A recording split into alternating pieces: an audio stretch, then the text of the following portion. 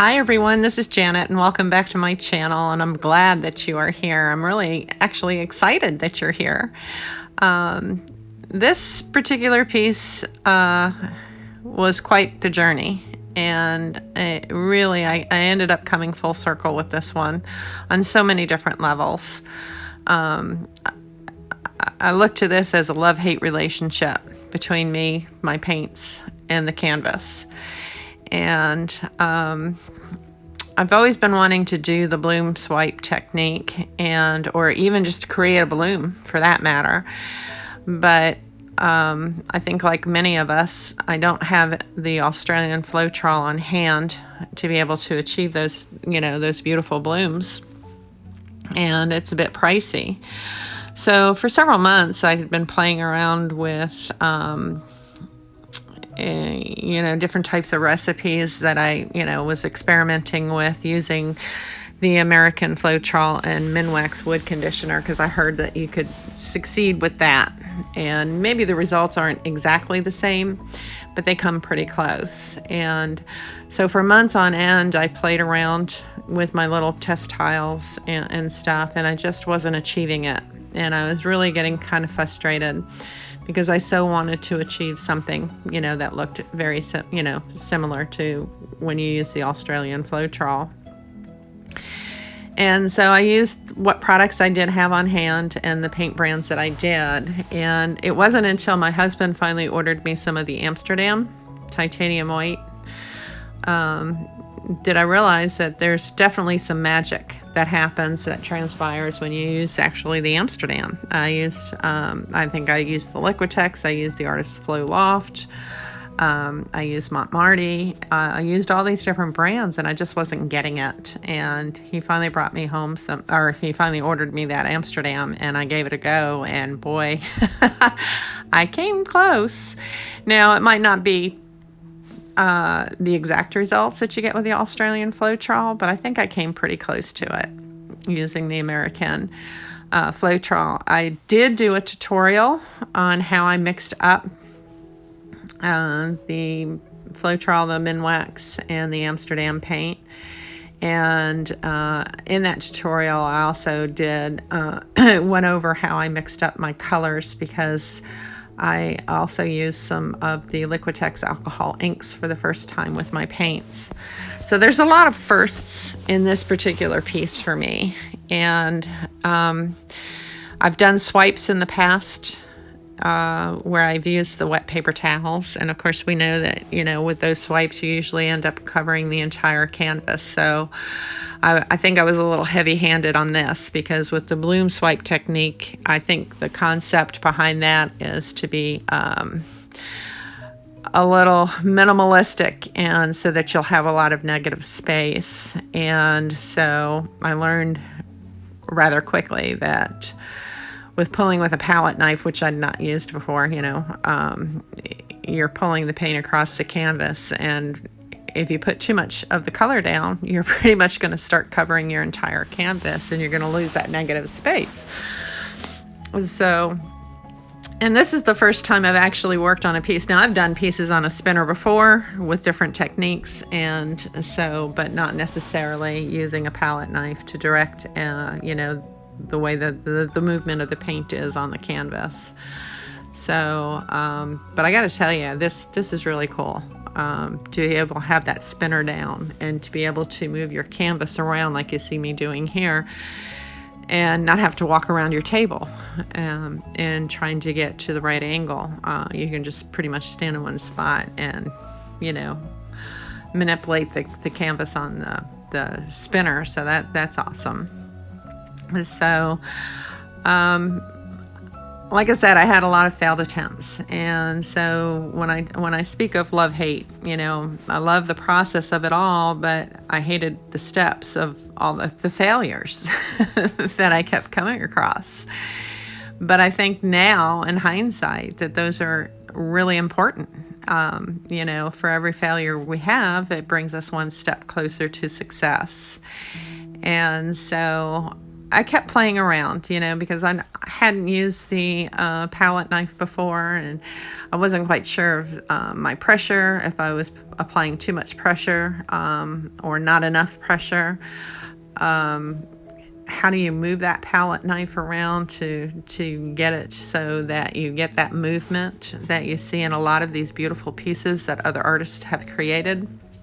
And so I basically, instead of, I don't know, really concentrating on the ultimate composition, I just figured, let me just play. Let me just move this and see what happens. And then when it comes to the spin part, how fast do you spin it? And how many times do you spin it? So all of these, they all factor into the end result. And so when I got done with this piece, I wasn't really sure that I was going to keep it.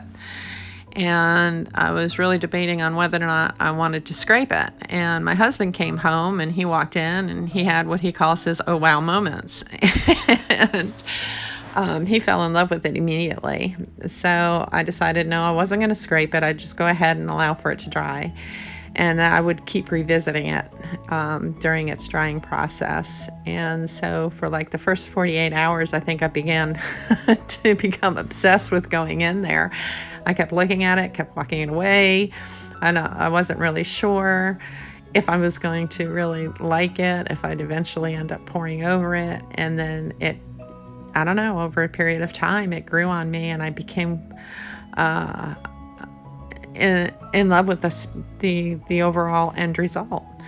And so at the end of the video, I do take you in for a close-up so that you can see the details and how this transpired. I like the fact that when I made some more of my base coat, which is that gray, actually from my original that I did on the test tile, if I'm making any sense here, because I knew I needed to make more because the canvas is an 11 by 14 gallery wrapped, and my tile was a 6 by 6. So I knew I needed more base coat. But they ended up being a couple. The shades are different from each other. One is a lighter gray than the other, and I think that turned out to end up being kind of a cool effect. And so here you have it. This is my first attempt. I think we find a lot of beauty in our imperfections. And as artists, we learn as we proceed with each and every piece that we create. And I have a love for nature, and I do a lot of birding in my own backyard. Since the beginning of the pandemic, we can't really go anywhere, but I enjoy nature, and I used to do a lot of hiking and stuff like that with friends, and I didn't realize the connection until this particular piece of my love for nature and my love for creating art. And that connection came, I didn't realize, it came this weekend, where the inspiration, I think, for this piece also came from my love of nature. And I guess the best way to explain it is, I was sitting out back and watching, we have a bird feeder out there, and I love to watch the birds that come, to the feeder, the different kinds of birds there are.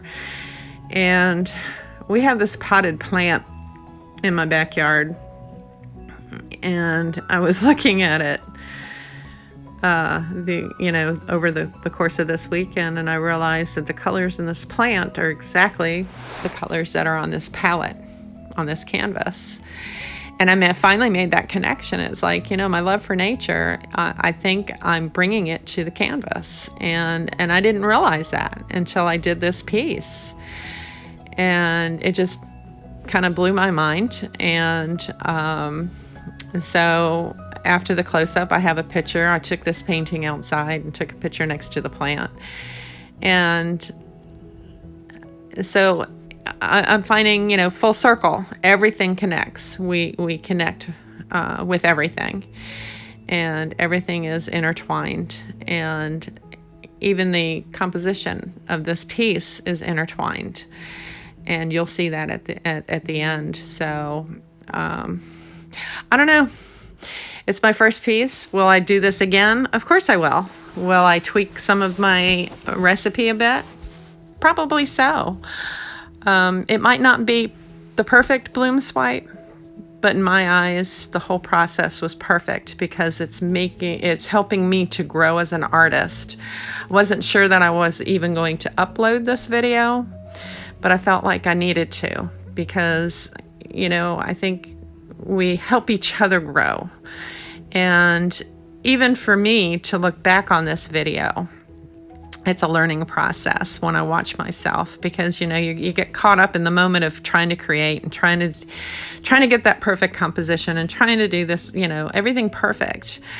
And it isn't until I watch myself back on these videos do I realize the imperfections is what's really bringing the beauty out within each creation that, you know, I as an artist make. And